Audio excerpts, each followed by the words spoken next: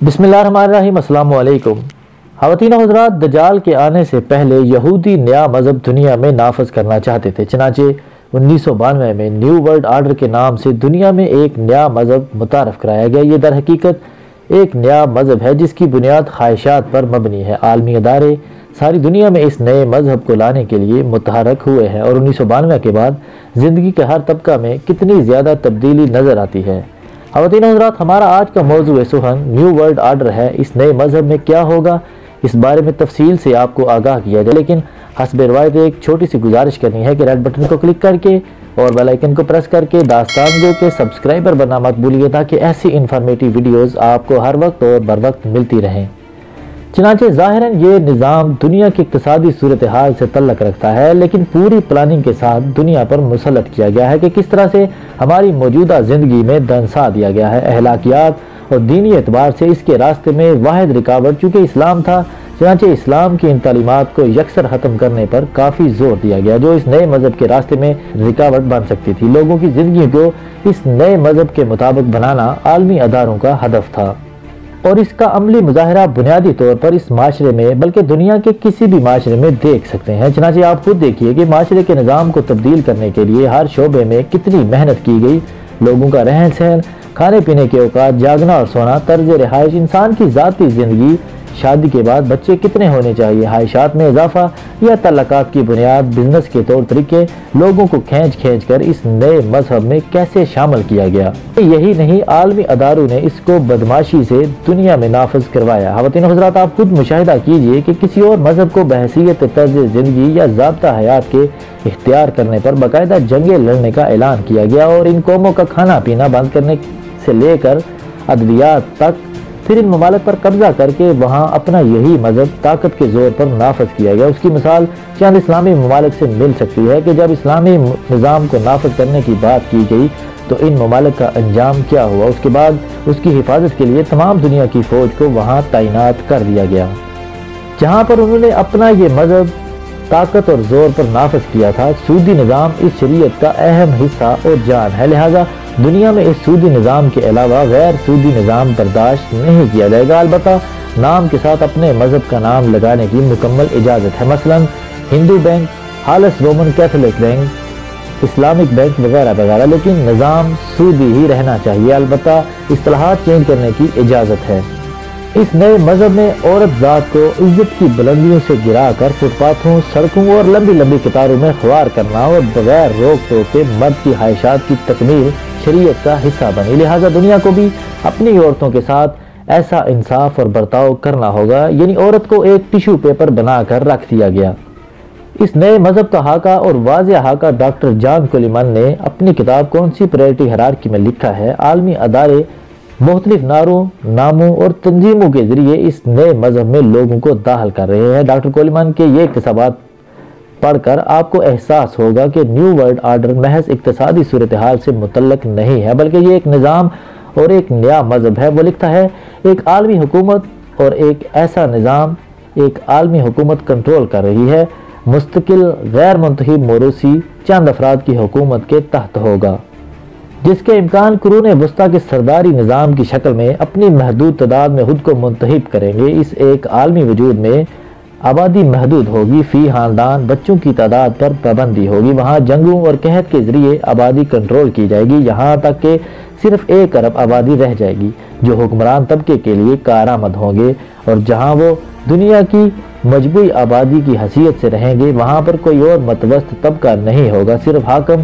اور محکوم ہوں گے۔ تمام قوانین دنیا کی سچی عدالتوں میں ایک جیسے ہوں گے، ان پر حکومت ایک عالمی حکومت کی پولیس اور متحدہ عالمی فوج کے ذریعے تمام سابقہ ممالک میں ہوگا۔ ان میں کسی طرح کی قومی سرحدیں نہیں ہوں گی۔ نظام ایک فلاحی ریاست کی بنیادوں پر ہوگا۔ جو لوگ ایک عالمی حکومت کے چاہنے والے اور فرما بردار ہوں گے انہیں زندہ رہنے کی اجازت ہوگی، انہیں زندہ رہنے کے وسائل سے نوازا جائے گا۔ جو لوگ بغاوت کریں گے وہ بھوک سے مر جائیں گے یا باغی قرار دیے جائیں گے۔ صرف ایک مذہب کی اجازت دی جائے گی اور وہ ایک عالمی سرکاری کلیسا کی شکل میں ہوگا جو 1920 سے وجود میں آ چکا ہے۔ شیطانیت، ابلیسیت اور جادوگری کی ایک عالمی حکومت کا نصاب سمجھا جائے گا۔ ہر شخص کے ذہن میں یہ عقیدہ راسخ کر دیا جائے گا کہ وہ مرد ہو یا عورت، ایک اور صرف ایک عالمی حکومت کی مخلوق ہے، اور اس کے اوپر ایک شناختی نمبر لگا دیا جائے گا۔ شناختی نمبر برسز بیلجیم کے نیٹو کمپیوٹر محفوظ ہوگا اور عالمی حکومت کی کسی بھی ایجنسی کی فورسز کی دسترس میں ہوگا۔ چنانچہ شادی کرنا غیر قانونی قرار دیا جائے گا اور اس طرح کی خاندانی زندگی نہیں ہوگی جیسی آج کل ہے۔ بچوں کو چھوٹی عمر میں علیحدہ کر دیا جائے گا۔ بچوں کو پلے گروپ میں بھیجنا اس کی ابتدا ہے اور اس ریاستی املاک کی طرح ان کی پرورش ہوگی، پھر ان کو اسی طرز پر ترتیب دیا جائے گا جس طرز پر نیا مذہب اور اس کے پیروکار چاہیں گے۔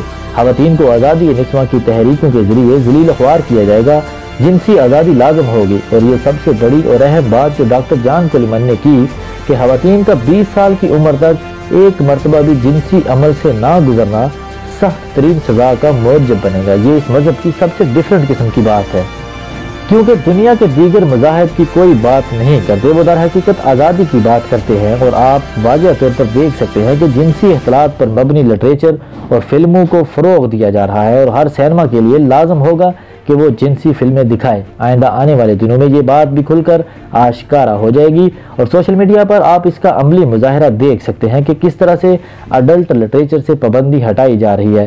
ہم جنس پرستی پر بھی فلمیں شامل ہوگی، ذہنی قوت سلب کرنے والی ادویات کا استعمال بھی وسیع تر کیا جائے گا۔ ذہن پر قابو پانے والی یہ ادویات کھانوں یا پانی کی سپلائی میں لوگوں کی مرضی یا علم کے بغیر دی جا سکیں گی۔ منرل واٹر، پیپسی کولا وغیرہ یہ اس کی بہترین مثالیں ہیں۔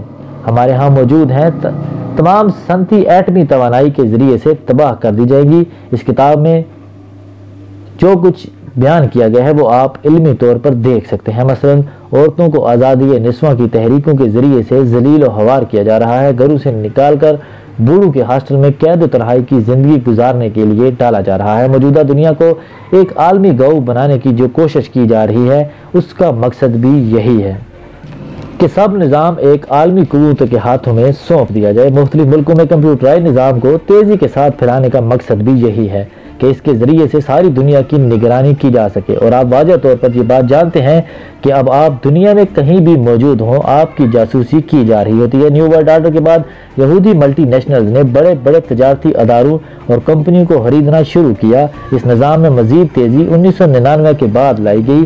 ان باتوں کو سن کر آپ اندازہ لگا سکتے ہیں کہ نیو ورلڈ آرڈر ایک نیا مذہب ہے جس کو دجال کے پیروکار ساری دنیا پر مسلط کرنا چاہتے ہیں اور مسلط کرنے کی کوششوں میں لگے ہوئے ہیں۔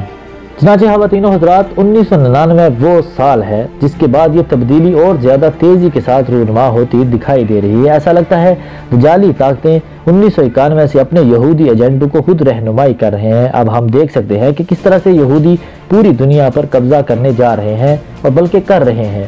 یہی وہ وقت ہے خود کو سنبھالنے کا، اور اگر ہم نے ایسا نہ کیا تو کہیں دیر نہ ہو جائے۔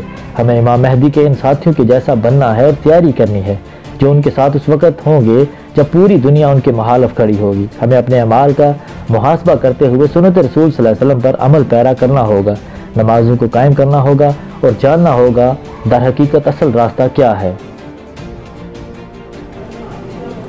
امید کرتے ہیں داستان گو کا یہ سیشن آپ کو پسند آیا ہوگا۔ پسند آنے کی صورت میں اسے لائک کر کے فیس بک اور واٹس ایپ پر ضرور شیئر کر دیں، اور جاتے جاتے ریڈ بٹن کو کلک کر کے اور بیل آئیکن کو پریس کر کے داستان گو کے سبسکرائبر بننا مت بھولیے، تاکہ ایسی انفارمیٹیو ویڈیوز آپ کو ہر وقت اور بر وقت ملتی رہیں۔ اپنا اور اپنے ارد گرد کے لوگوں کا خیال رکھیے۔